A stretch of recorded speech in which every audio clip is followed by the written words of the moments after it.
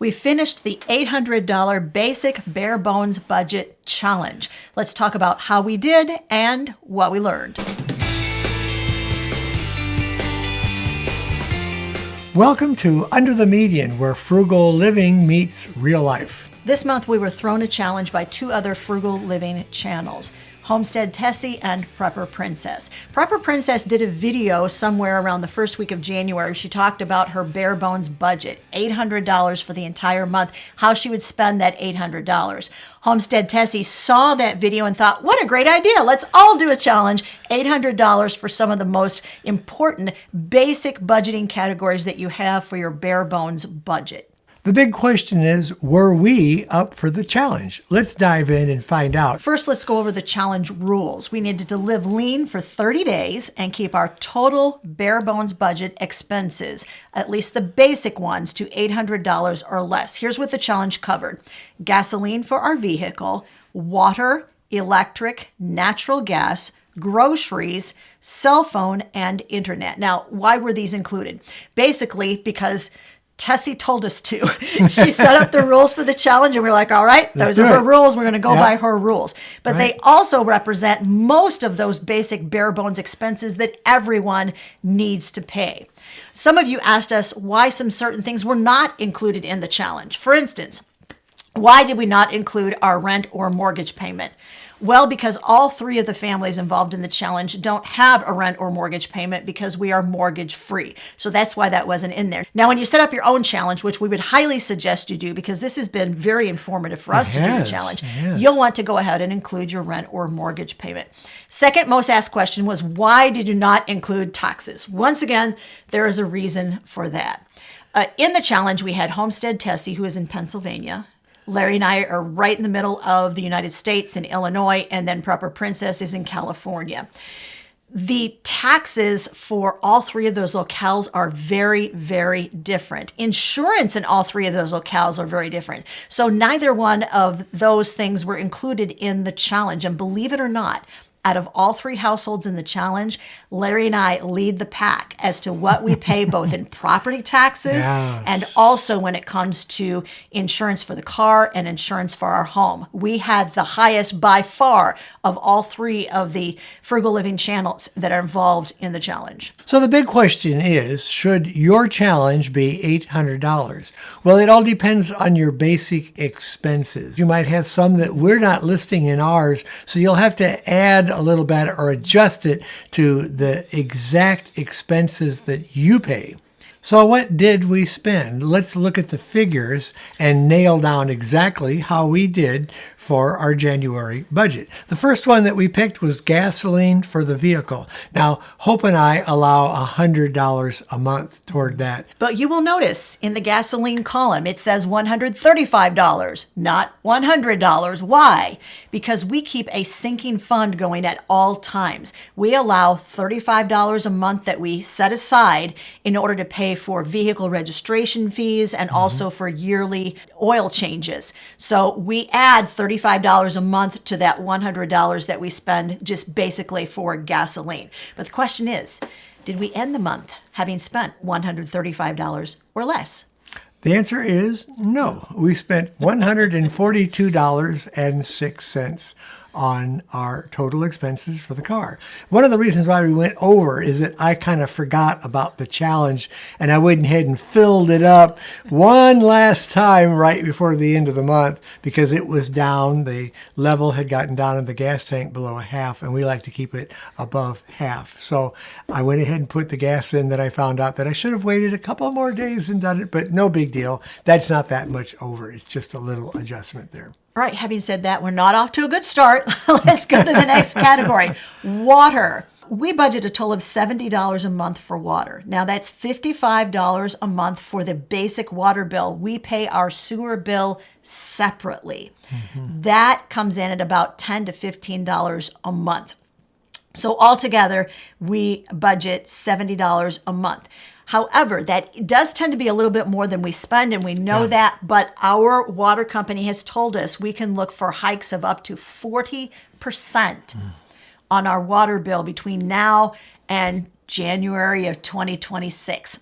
We don't know exactly how they're going to roll that out or when they're going to roll that out. So we added a little bit more to the water bill this year, just in case it starts to creep up, then we're all covered. So what did we spend on water for the month? Well, we ended up spending $43.13 just for the water, which was way under what we had budgeted. We had $55 budgeted for that. And the $15 is still applicable to the sewer fund because that doesn't change. Okay, so what that means is altogether $58.13 under the water category. Yes. Did we all were right. under on that budget category. Let's move along to the next and see how we did. Electricity and natural gas. Once again, state of Illinois, midwinter, really, really cold. We set our budget, hopefully for this challenge, at $200. And that was pretty aggressive because generally we know in January, we go slightly over that. Once we got 2 weeks into January, our utility company was giving us an estimate of a final bill of $225. So we worked really hard. We got it down to $207.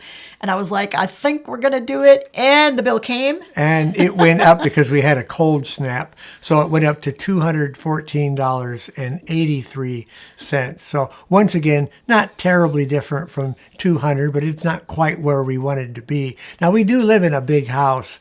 And with this cold weather, it takes a lot to heat it. We just don't keep it as warm as we used to. So we're trying to save money that way. Next category is one of the biggies. It is groceries. But before I tell you about our grocery bill and how we did, let me tell you, if you're looking to cut your expenses, grab our free guide to reducing expenses. I run you through 10 different budget categories, give you step-by-step instructions on how you can lower those categories along with checklists. It's free. There'll be a link in the video description.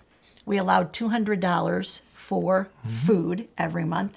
We keep the expenses separate for things like toilet paper or shampoo, conditioner, deodorant, cleaning supplies. All of that goes into that kind of general household supplies category. And that is $20 a month. So $220. And how did we do? We actually spent $204.63. Yep. So we actually went under a pretty good amount for that category. All right, so we're 2 up, 2 down. Let's see how we're doing on the cell phone bill. Budget is $35, and we knew. We have Mint Mobile. We have the $15 a month plan. We each have a cell phone. So with taxes and things like that, we set aside $33.50 a month for the cell phone bill. And, you know, that lowest tier, that $15 tier on Mint Mobile has done just fine for us, and we feel like we have plenty of data, and we can, you know, we can stream our favorite YouTubers, not us, other people, while we're taking our daily walk or bike ride, that kind of thing. So yeah, it works well for us. The next category is the internet, and we budget $59, even though Hope said $55 in the first video. We actually budget $59 for that. And this month, we just happened to really skate by nicely because our son and daughter-in-law signed up to our company, and the company gave us half off of our regular price. So we got quite a reduction. So we only spent $34.99 this month on internet. That is a nice referral bonus that they offer. So check with your internet company, especially if it's smaller, if it's local. A lot of those local companies are offering to give you some sort of an incentive, money off your bill, if you will have people come and take them up with their service and give you the referral. Let's talk about some of the advantages to doing these bare bone budgets. It reminded us to seek creative saving techniques, and that might have to do with being online, reading some books, learning some new things about how to creatively save more money. Second thing it taught us was never say the words, "We are stuck." Don't say those words. You're only stuck if you believe you are stuck. There are always new things you can try. Some of those things may not work as well as you had hoped that they would, but keep generating new ideas, which brings us to the third thing that we learned was to think outside the box. The one thing that you think, oh, that would never work for me, try it. It might find that it's the perfect solution for you to be able to cut that bill down to size. So the big question is, with the drum roll, did we make the $800? Go. And the answer is yes, we did. With money to spare, we finished up with $688.14 spent on all those items that we just went over with you. Now, if you're looking for ways that we just talked about Yeah. to think outside the box, ideas for new things you might want to try, we have done a video that give you lots of different, like 5-minute things you can do. Frugal 5-minute tips that are going to lower your expenses. That video right over there, great thing to watch as you are prepping for your basic bare bones budget challenge.